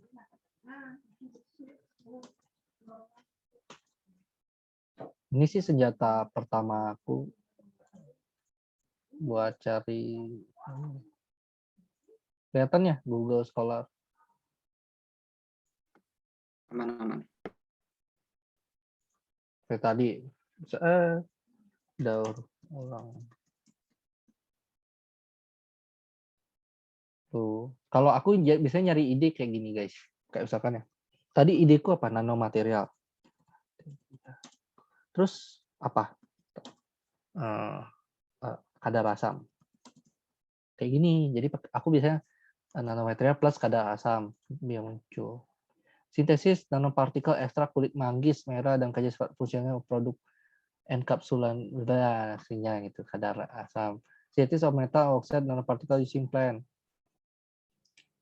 Jadi aku baca banyak di sini aja sih. Kalau referensi masalah aku juga biasanya baca jurnal. Atau enggak kalau referensi masalah bisa juga nonton YouTube. Kalau aku suka nonton YouTube-nya itu nih.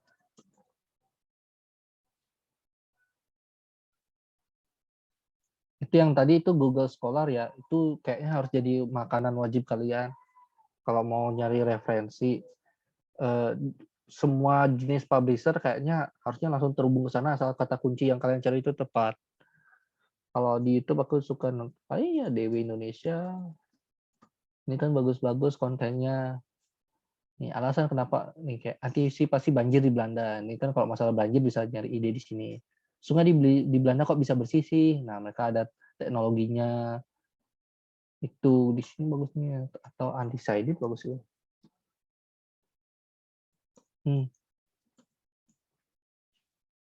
Nih, with Matt Farrell bagus nih.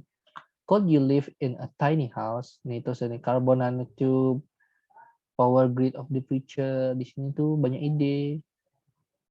Suka nonton undecided atau real engineering. Kalau engineer ya,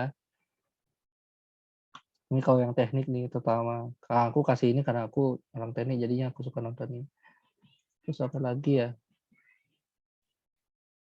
Dr. Indrawan bagus untuk bisnis. Science Code atau Seeker. Seeker nonton nggak? Seeker. Nih tontonan bagus. Jadi kalau kalian emang pengen wawasannya agak luas dikit, ini aku Royal Society ini untuk kimia-kimiaan. Royal Society atau TED Talks. Aku suka follow YouTube yang kayak ginian. Apa namanya? kalau kalian Kak, kan Kakak nontonnya Inggris semua, ya udah pakai subtitle aja. Dan kalau misalkan adik belum terbiasa baca jurnal bahasa Inggris, ya belajar terbiasa. Ya kayak tadi yang aku yang so what-nya apa ya belajar terbiasa. Kak adik nggak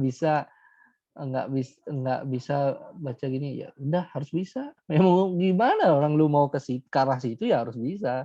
Jadi harus belajar. Nggak ada yang emang instan kok. Aku juga tahu yang kayak gini-ginian berproses nggak. Aku seumuran kalian nggak tahu Google Scholar guys, jujur. Aku nggak pernah baca jurnal, aku baru baca jurnal pas kuliah. Tapi aku mengajarkan kalian sekarang, kenapa? Karena aku nggak pengen kesalahan aku diulangi oleh kalian. Kita nggak pengen kesalahan kita ini, kakak-kakak ini yang dulunya banyak salah, kalian ulangi kesalahan itu lagi, kan goblok. Jadi kayak seakan-akan yang bego siapa? Kakak-kakaknya gitu. Kenapa ngasih adik-adiknya mengulangi kesalahannya lagi gitu. Jadi gitu ya. Jadi jangan mengulangi kesalahan kami lagi. Harus lebih baik. Generasi selanjutnya pasti more better lah. PPT-nya ya di-share kok. PPT-nya nggak penting sih. Di sini kadang adik nyari itu kadang nggak nyambung gitu. Ya udah, ini aku kasih contoh deh. Terus Mini, kamu mau nyari apa? Bingung. Gini Kak, kan Apa? adik punya masalah tuh di sekolah. Ada Hmm. cluing Kak, cluing Cluing. yang banyak. Iya Kak, banyak bersebaran di sekolah. Nah, terus tuh adik kan pengen membasminya, tapi adik kurang tahu bagaimana cara membasminya itu Kak. Cara mencegahnya juga Kak. Setelah adik-adik cari di referensi itu enggak nyambung gitu Kak. Cluing. Oke. Cluing ya. Cluing itu yang kayak apa namanya? Kayak ulat ya? Iya Kak, kaki 1000 Kak. Tapi di sekolah lebih sering disebut dengan cimomoy Kak.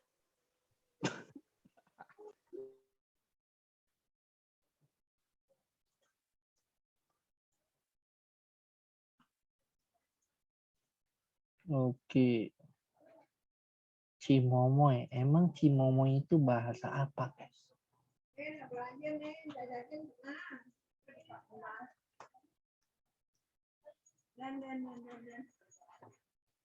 Bentar ya. Keluing.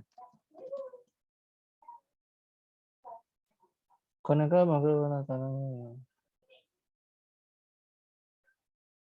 wah, menarik sih kalau emang belum ada yang gini. Tapi itu masalah ya?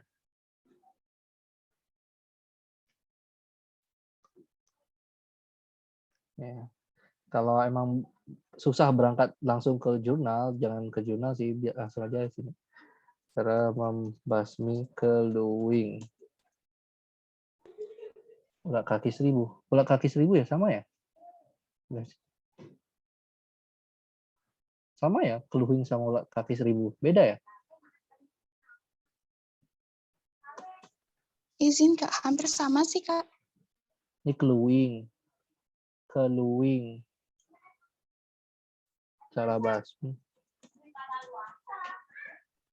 Izin Kak Heri, kemarin dia sempat ngajuin tentang ide itu ke Pak Madie. Cuman katanya Pak Madie, jangan angkat ide itu belum terlalu gimana gitu katanya Pak Madie Kak. Jadi adik nggak jadi angkat ide itu Kak.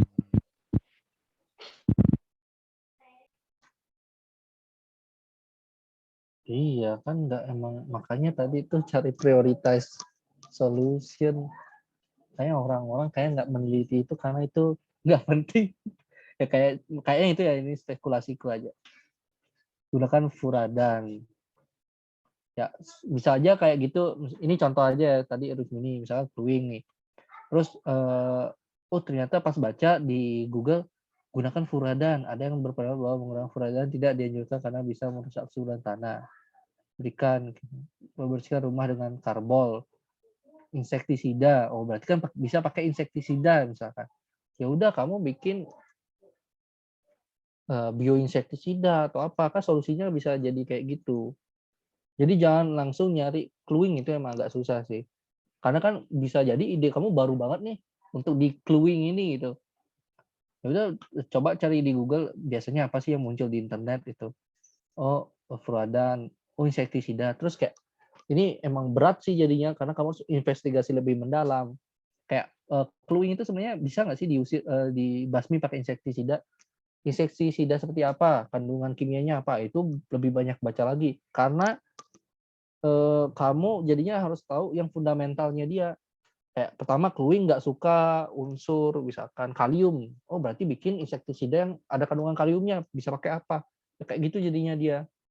Tapi itu bagus banget karena belum ada yang ke arah sana. Tapi balik lagi, penting nggak gitu. Jadi itu yang tadi pertama di framework itu kan prioritas ya harus kalau bisa yang benar-benar masalah gitu kan ya. Buktinya kalau kamu deh wawancara orang-orang, emang cluing itu mengganggu kamu? Emang cluing bikin kalian sakit gitu? Enggak kan? Ya paling dia kayak ih jijik gitu doang. Ya itu bukan masalah cuy. Itu sih kalau menurut aku pribadi. Jadi jangan ngotot juga ketika kayak ide kalian tuh udah kayak bukan masalah gitu. Kayak apa ya? Ya gitulah. Semoga kalian ngerti. Aku juga susah jelasinnya. Cluing. Jadi karena bagaimana kalau seandainya sudah dapat ide memanfaatkan bahan tersebut, tapi idenya manfaatnya masih belum bisa untuk banyak orang. Kadar dari pandangan saya gitu, Kak. Mohon maaf kalau pertanyaannya saya sudah. Sebenarnya kalau misalkan belum bermanfaat bagi banyak orang, belum tentu juga. Coba aja dulu cek di datanya di internet yang mengalami masalah tersebut berapa orang. Kayak contoh misalkan ya nggak bagus juga sih kayak misalkan kalau masalahmu spesifik mengena ke salah satu orang aja kayak misalkan sektor petani vanili gitu kan petani vanili nggak juga banyak banget itu banyak sih tapi nggak banyak banget gitu dibandingkan petani kopi itu misalkan tapi ya masalah petani vanili diselesaikan dan penting gitu karena dia salah satu komoditas itu misalkan atau apa. Jadi jangan beranggapan bahwa masalah kalian tuh belum berguna ke banyak orang dulu. Tapi kalau emang udah ada, coba cek datanya di internet. Berapa orang sih punya masalah itu gitu. Kayak dulu Nadim aja berpikir bahwa dia sendiri yang punya masalah susah nyari ojek. Ternyata banyak orang cuy. Dan se-Indonesia berpikir orang susah nyari ojek.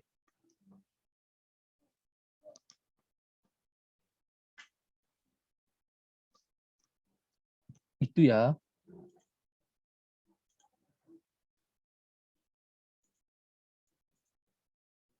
Ada lagi?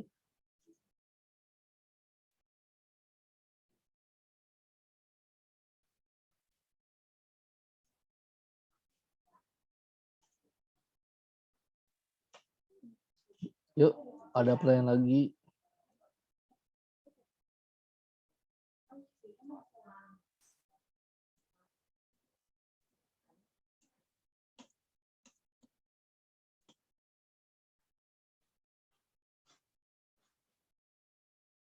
Semua jawab ya, Juli, semua ada. Oke, pokoknya habis ini, grupnya udah dibikinin belum ya, Cak ya? Belum. Itu sebenarnya nggak masalah kok kalau kalian siapa aja yang kalian tahu udah kakak-kakaknya ya tanya-tanya aja. Nggak harus yang setingkat kakak kok bisa ke kak yang kelas 12 sekarang yang udah sering-sering lomba. Kayak pendapat mereka pasti punya pengalaman juga. Kan mereka ikut lomba tuh pasti tahu juga judul-judul orang lain gitu.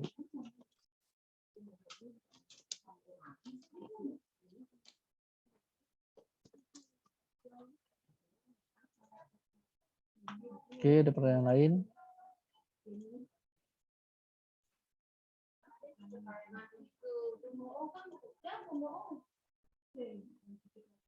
Yang lainnya semakin menipis, Bung. Sudah 38.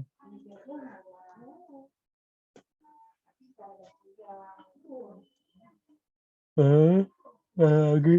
Wah. Ya, aku coba bisa sampai jam 3 nih. Aku ada acara lagi sih sebenarnya. tapi nggak tahu kok belum ada info.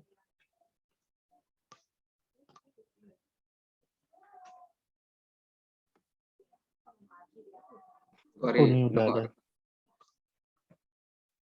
Ayo, ada yang mau bertanya lagi nggak? Atau barangkali mau ngasih saran gitu, gimana pembelian materinya, gimana nanti konsultasi, Nah, pembinaan itu segala macam.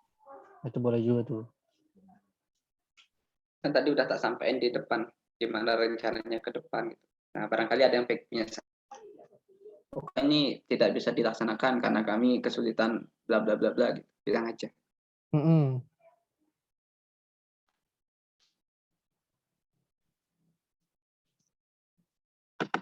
Kalau aku pribadi sih, kalau masalah ide ya, problem di Bali itu banyak, terutama sektor tani, tambak, pariwisata. Pariwisata mah sekarang masalah banget, tapi terutama kesehatan. Terus masalah lingkungan, banyak itu. Kalau kalian mau peka ya, kayak misalkan aku kemarin cuma aku mengunjungi satu desa di Catur gitu. Aku ngeliat petani kopi. Petani kopi banyak banget masalahnya guys. Baik dari manajemen organisasi subaknya, baik dari sisi lingkungannya dia, after produknya, terus secara sosial, religius juga banyak masalah.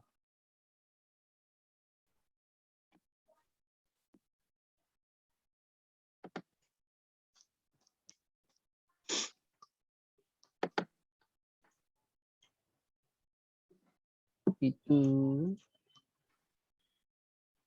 karena aku nggak bisa, aku udah nggak bisa kayak dulu. Wah, aku punya ide ini itu kan karena banyak baca. Tapi sekarang kayak nggak bisa langsung munculin ide kalau nggak ada masalah yang benar-benar bikin aku tertarik. Makanya jadi kadang tuh juri pun juga nggak ngeliat cuma ala doang kok. Kalau misalkan problem yang kalian angkat tuh udah bikin jurinya tertarik, bisa aja langsung dibaca walaupun solusi kalian sederhana.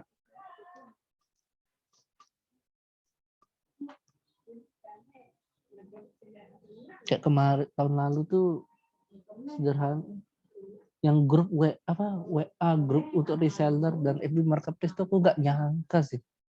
Tapi setelah dipikir-pikir emang menarik sih.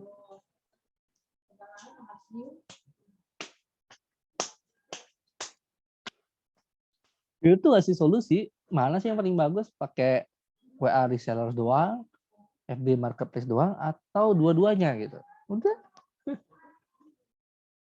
Masalahnya ya buat pendapatan, mesti meningkatkan perekonomian warga yang pengen gabung reseller group.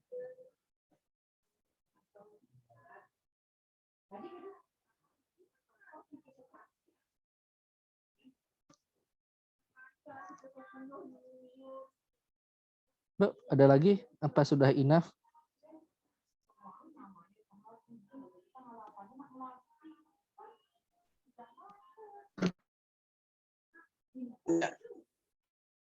Sudah cukupkah? Atau mau ditunggu 5 menit lagi? Atau enggak nih si Ji itu jadi Cak si Oke. uh-uh. Udah nggak ada acara lain katanya, mereka berdua. Ya, Ya, besok-besok masih ada waktu lah. Sekarang juga adik-adiknya juga udah pada tidak bisa bertahan sampai akhir kan. Tadi udah sampai 50-an gitu. Sekarang masih 37. Oke. Kayaknya dicukupkan aja lah ya. iya. Jadi intinya gimana Kak Eri, ada mau disampaikan terakhir? Apa ya? Ya intinya jangan nunggu mepet-mepet lah. Itu kan tadi aku udah framework tadi bisa diterapkan dan aku harap diterapkan sih. Jadi biar perumusan idenya tuh nggak bikin kakak mentornya juga bingung gitu loh. Kan kakak mentornya juga jujur nggak enak, kayak misalkan kau udah bawa ide, udah tapi ternyata nggak nyambung, itu kayak kita juga ngasih masukan nggak enak gitu kan, karena kalau ngubah apalagi kayak udah mepet itu ngubah lagi, ya udah jadi kita kayak ya udah jalanin aja gitu kan. Nah kalau bisa dari sekarang udah pakai framework itu, jadi biar jelas storyline-nya, problemnya kayak gimana, solusinya kayak gimana. Itu dan usahakan bareng-bareng lah. Aku nitip pesannya kalian kerjanya jangan sendiri-sendiri, bareng-bareng, dan percaya aja gitu, kerja keras itu membuahkan hasil. Dan jangan lihat juara dulu. Ya, kopsi memang mungkin tujuan kalian untuk belajar atau lomba-lomba penelitian, tujuan kalian untuk meneliti. Nggak masalah kalau SMA kayak gitu. Tapi kalau yang kalian memang benar-benar udah dapat feel-nya meneliti itu ya apapun kerjaannya, apapun gininya ya meneliti aja gitu. Yang penting menyelesaikan masalah, mau dilombain, mau enggak. Itu sih kalau dari aku, biar dapat feel kalian. Ya, semangat. COVID. COVID, Oke, Omicron. thank you. Jadi tadi rencana yang aku bilang mau bikin website, terus ada bikin grup segala macam itu cuma rencana dari kami. Terus kalau misalkan adik-adik merasa kurang cocok atau punya saran lain itu silahkan disampaikan. Kami coba untuk fasilitasi sebisa mungkin. Kalau emang kurang nyaman atau kurang apapun bilang aja. Gitu. Tapi intinya kami mau ngasih gitu loh fasilitas yang ada di biar nyaman. Apalagi sekarang kan online kan semuanya. Soalnya kalau sebelumnya di sekolah itu masih lebih gampang untuk untuk dikoordinasikan semuanya. Nah, untuk rencana kedepannya barangkali aku sampaikan di grup aja ya, biar lebih jelas dan lebih rinci juga. Sekarang kita sebelum menutup sesi ini kita foto-foto aja lah ya. Yuk, yang sinyalnya masih kuat, masih punya kuota silakan on cam. Masa cuma berdua on cam? Foto berdua aja. Wih, Rusmini on cam. Cakep. Asik, Ari. Baru mandi itu kayaknya. Aduh kak, capek kak, habis bersih-bersih. Kata kayak baru mandi. Woi, Desta, Syah Putri, Juli, Desta. Oh iya, Ini ya. adik-adik yang waktu ini sempat ngechat kakak itu kok nggak dikirim-kirim ya deskripsi idenya? Kan kakak minta buatlah gitu kayak deskripsi gitu, cuman chat doang kan kakak bingung gitu.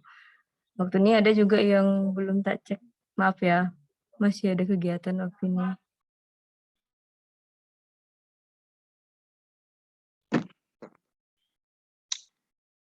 Ini yang cowok nggak ada on cam, Cuk. Cowok-cowok kalah sama cewek. Mudah tidur. Kalau dulu di sekolah mah sering perang gitu, asrama cewek sama cowok. Lomba Perang apa? duluan bangun, duluan exercise. Iya tuh. Nah, ini cewek mendominasi sekarang. Aku pernah tidur di Di cewek. asrama ya. Enggak, asrama yang deket hall itu loh, kan sebelah-sebelahan, cowok cewek. Oh, Wah, alarmnya Miss Maha. Sangat ciri khas. Tapi nggak suka lampunya sih, apalagi yang tidur di atas. Bet gitu lampunya. Cuk. Tapi kalau dia asrama cowok ya suara merdunya Pak Aziz. Mantap. Dia pengen bangunin tapi dirinya belum bangun. Koden bangun. Yuk, foto yuk. Ini kayaknya cuma abonen Kak. Dicekrek aja sebelum sinyal mereka hilang. Oke, gaya-gaya. 3, 2, 1.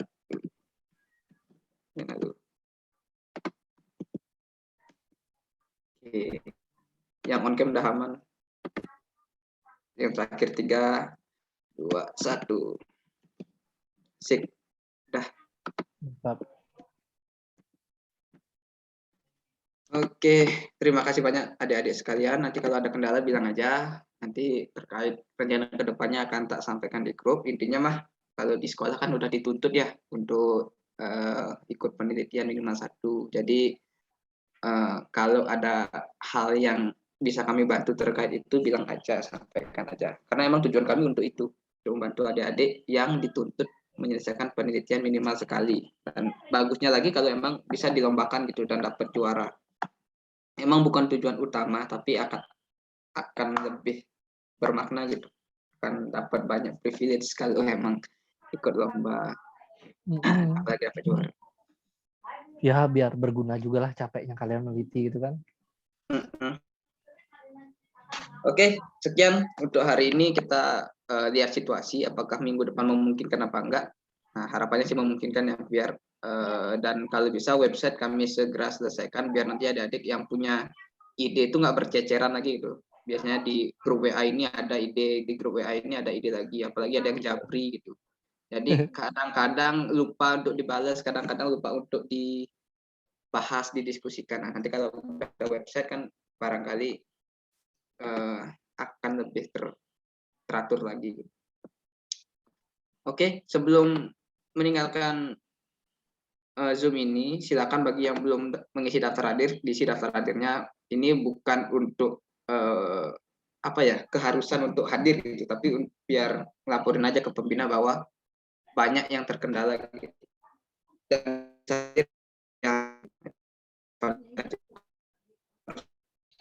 Terima kasih, Kak.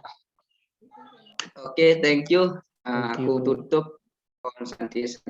Silakan meninggalkan ruangan. Terima kasih. Bye. Stop recording.